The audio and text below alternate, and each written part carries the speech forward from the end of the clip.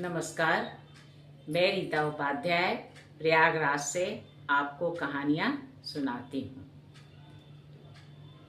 अब आगामी तिथि को ज्येष्ठ पूर्णिमा है। इसके संबंध में मतभेद है।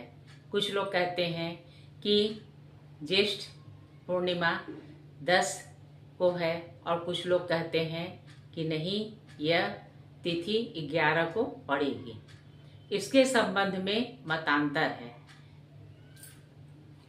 पंचांग के अनुसार ज्येष्ठ पूर्णिमा की तिथि 10 जून सुबह 11:35 पर शुरू हो जाएगी और तिथि का समापन 11 जून दोपहर 1:13 पर हो जाएगा।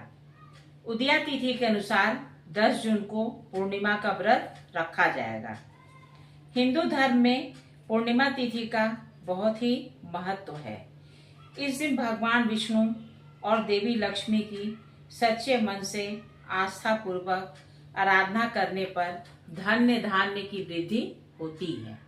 इस दिन लोग पूरे दिन व्रत रखते हैं।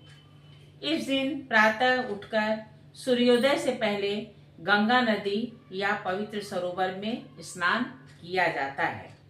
व्रत के संकल्प के साथ सूर्य को अर्घ्य दिया जाता है। नदी या सरोवर के तट पर दीप दान कर पितरों की मुक्ति की प्रार्थना की जाती है। इससे मृत्यु दोष दूर होता है और जीवन में आने वाले अवरोध दूर होते हैं। इस दिन घर घर में सत्यनारायण भगवान की कथा कही और सुनी जाती है। पूरे दिन का व्रत करने के बाद शाम को चंद्रमा को अर्घ्य देकर व्रत का समापन किया जाता है। शाम को माँ तुलसी की पूजा की जाती है और दरवाजे पर देशी घी का दिया जलाया जाता है। कहते हैं कि प्रकाशित ड्योढ़ी देखकर माँ लक्ष्मी घर में प्रवेश करती हैं और घर में धन संपदा की बढ़ोतरी होती है। कुछ प्रांतों में इस दिन वट सावित्री व्रत भी रखा जाता है। मद्रास में इस दिन पति की आयु की रक्षा के लिए वट सावित्री व्रत किया जाता है, क्योंकि सावित्री ने इस व्रत को करके अपने पति को पुनर्जीवित किया था। इस दिन जगन्नाथ यात्रा, वट सावित्री व्रत, संत कबीर जयंती, श्री अमरनाथ पूजा, गुरु गोरखनाथ जयंती भी है। ज्येष्ठ पूर्णिमा में चंद्रोदय का समय सायं 6:45 का है। महापुराण के अनुसार यदि किसी को असाध्य रोग हो तो पूर्णिमा के दिन पीपल का एक पत्ता तोड़कर घर ले आना चाहिए। चावल अपने हाथ में लेकर अपने आँखों से लगाकर स्वयं अपने शरीर से उतारकर दरवाजे पर पीपल के पत्ते पर रख देना चाहिए। रात्रि की समाप्ति के बाद अगले दिन उस चावल को सूंघकर नदी या तालाब में प्रवाहित कर देने से व्यक्ति का असाध्य रोग ठीक हो जाता है। महाशिव पुराण के अनुसार पीपल का एक पत्ता 52,000 ब्राह्मणों की साक्षी कराता है। सर्वप्रथम हमें भगवान विष्णु, माँ लक्ष्मी तथा चंद्रदेव का ध्यान करना चाहिए। विष्णु के सर्व रूपों का ध्यान करते हुए उनके प्रति कृतज्ञता ज्ञापन करते हुए कथा का श्रवण करना चाहिए। आइए हम कथा का श्रवण करें। द्वापर युग में एक बार श्री कृष्ण से माता यशोदा ने कहा कि तुम सारे संसार का संचालन करते हो, तो मुझे एक ऐसे व्रत के बारे में बताओ जिसके करने से स्त्रियां सदैव सौभाग्यवती रहती हैं। इस पर श्री कृष्ण ने कहा कि हे माता, यह तो सिर्फ पूर्णिमा का ही एक ऐसा व्रत है जो स्त्रियों को परम सौभाग्य प्रदान करता है। 32 पूर्णिमा का व्रत करने से स्त्रियों को अटल सौभाग्य और सौभाग्य की प्राप्ति होती है। इस पर यशोदा ने कहा कि इस व्रत को पृथ्वी पर सबसे पहले किसने किया था। इस पर श्री कृष्ण ने कहा कि इस व्रत को सर्वप्रथम चंद्रहास राजा के राज्य में रहने वाले एक ब्राह्मण की पत्नी ने किया था। ब्राह्मण का नाम धनेश्वर और पत्नी का नाम सुशीला था। वे बहुत ही सुखी और संपन्न थे, किंतु निसंतान होने का दुख उन्हें हमेशा सालता रहता था। एक बार एक तपस्वी उसके नगर में आया और वह सभी घरों से भिक्षा तो मांगता, किंतु धनेश्वर के घर कभी नहीं जाता।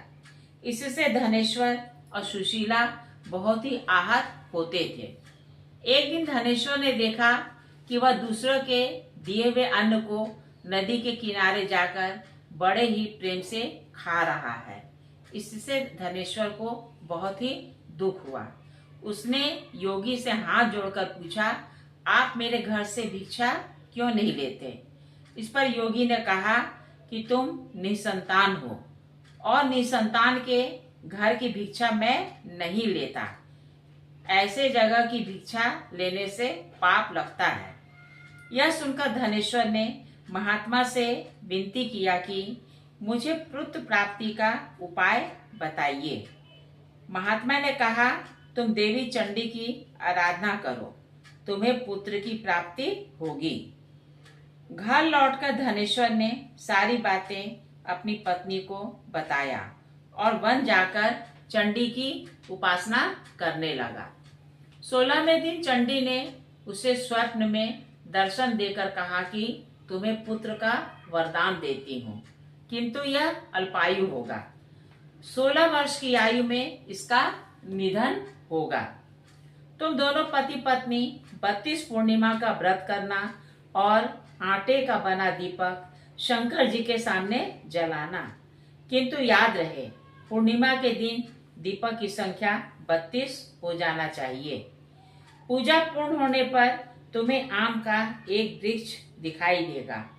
उस पेड़ पर चढ़कर एक आम तोड़कर तुम अपने घर ले जाना और अपनी पत्नी को दे देना। ऋतु स्नान के बाद तुम्हारी पत्नी उस फल को खा लेगी तो वह अवश्य ही गर्भवती हो जाएगी। पूजा संपन्न होने पर प्रातःकाल ब्राह्मण को उस स्थल पर आम का एक पेड़ दिखा। उसने पेड़ पर चढ़कर आम तोड़ने का प्रयास किया। प्रारंभ में प्रयत्न करने पर उसे फल नहीं मिला, किंतु गणेश भगवान की आराधना करने से उसे फल की प्राप्ति हो गई। उसने अपनी पत्नी को फल लाकर दिया। उसकी पत्नी ने ऋतु स्नान के बाद उस फल को खा लिया और समय आने पर एक सुंदर बालक को जन्म दिया, जिसका नाम देवीदास रखा गया। देवीदास भगवान शंकर की कृपा से युवा होने लगा। धनेश्वर और सुशीला भगवान से उसके दीर्घायु होने की हमेशा प्रार्थना करते रहते थे। वह बालक सर्वगुण संपन्न था। सुशीला और धनेश्वर 32 पूर्णिमा का व्रत करने लगे। दोनों हमेशा सशंकित रहते थे कि कहीं पुत्र उनके सामने ही न चल बसे। इसलिए उन्होंने देवीदास के मामा को बुलाकर उसे काशी पढ़ने के लिए भेज दिया और सख्त हिदायत दिया कि 1 वर्ष पूर्ण होने पर तुम देवीदास को अपने साथ मेरे घर ले आना और उसे एक क्षण के लिए भी अकेला न छोड़ना। बालक के अल्पायु होने की बात उन्होंने देवीदास के मामा को नहीं बताया। धनेश्वर और सुशीला ने देवी की आराधना और 32 पूर्णिमा का व्रत करना नहीं छोड़ा। कुछ समय बाद मामा और भांजा रात बिताने के लिए एक गांव में ठहरे। जिस धर्मशाला में उसके मामा और देवीदास ठहरे थे, उसी में एक बारात भी ठहरी थी। वहां एक गुणवती सुशीला कन्या का विवाह होना था। संयोगवश जब कन्या को हल्दी की रस्म कराई गई तो वर को बहुत ही भयंकर बीमारी ने पकड़ लिया और वह चल फिर नहीं पा रहा था। तो वर के पिता ने अपने परिवार के साथ यह निर्णय लिया कि देवीदास भी मेरे पुत्र के समान ही है, इसलिए इसका लगन इसके साथ ही करा दें। फिर जब लड़का स्वस्थ हो जाएगा तो इसका विवाह उसके साथ करा देंगे। कन्या के पिता ने कहा कि अपने भांजे को थोड़ी देर के लिए हमें सौंप दो, जिससे विवाह का सारा कार्य अभी हो जाए। तब उसके मामा ने कहा कि जो कुछ भी मधुपर्क कन्यादान के समय हमें मिल जाए तो बारात के समय मेरा भांजा दूल्हा बन जाएगा। यह बात वर के पिता ने स्वीकार कर लिया और उसका विवाह हो गया, किंतु कन्या के साथ भोजन नहीं कर सका। इसका देवीदास को बहुत ही दुख हुआ और उसके आंखों में आंसू आ गए। इस पर कन्या ने पूछा, आप इतने दुखी क्यों हैं? तब उसने अपने मामा और वधू के पिता के वार्तालाप को बता दिया। वधू ने कहा, मेरा विवाह तो आपके साथ हुआ है और मैं आपको अपना पति मानती हूँ। इस पर देवीदास ने कहा कि मेरी आयु कम है, किंतु वधू अपनी बात पर अड़ी रही। फिर दोनों ने साथ में भोजन किया और रात में सो गए। सुबह होने पर देवीदास ने वधू को एक रुमाल और एक नग्न जटित अंगूठी दी और कहा कि तुम एक वाटिका लगा लो, उसमें लताएं वाली फूल लगा लेना और उसे अनवरत सींचती रहना। जब वाटिका के फूल मुरझाने लगे तो सोच लेना मेरा प्राणांत हो गया। यह कहकर वह चला गया। प्रातः काल बाराती आए। विवाह संपन्न कराने के लिए वर के पिता ने आग्रह किया तो वधू ने इनकार कर दिया और कहा कि मेरी शादी हो चुकी है, और निशानी स्वरूप उसने भेंट में मिली अंगूठी तथा रुमाल दिखाया। निराश होकर बारात लौट गई। 1 वर्ष का समय पूरा होने पर जब देवीदास अध्ययन के बाद लौट रहा था, उसी समय रात्रि के समय एक विषधर ने उसे काट लिया, किंतु उसके विष का कोई प्रभाव उस पर नहीं हुआ, क्योंकि उसके पहले ही ब्राह्मण दंपति ने 32 पूर्णिमा का व्रत पूरा कर लिया था। इधर जब विषधर ने देवीदास को काट लिया था तो वधू ने जो वाटिका लगाया था वह सूखने लगी। इस पर वधू ने भगवान शंकर और माँ पार्वती से बहुत ही प्रार्थना की। माता पार्वती और शंकर ने उसे अखंड सुहागन का वरदान दिया। इधर 1 वर्ष पूरा होने पर देवीदास अपने ससुराल आ गया और वधू को लेकर अपने माता पिता के पास पहुंच गया। जैसे धनेश्वर और सुशीला को पुत्र सुख प्राप्त हुआ, वैसे सबको हो। हे विष्णु भगवान, माता पार्वती और शंकर देव सबका कल्याण करो।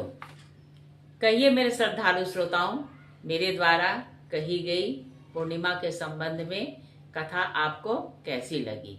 अगर अच्छी लगी हो तो कृपया से लाइक और सब्सक्राइब कीजिएगा। नमस्कार।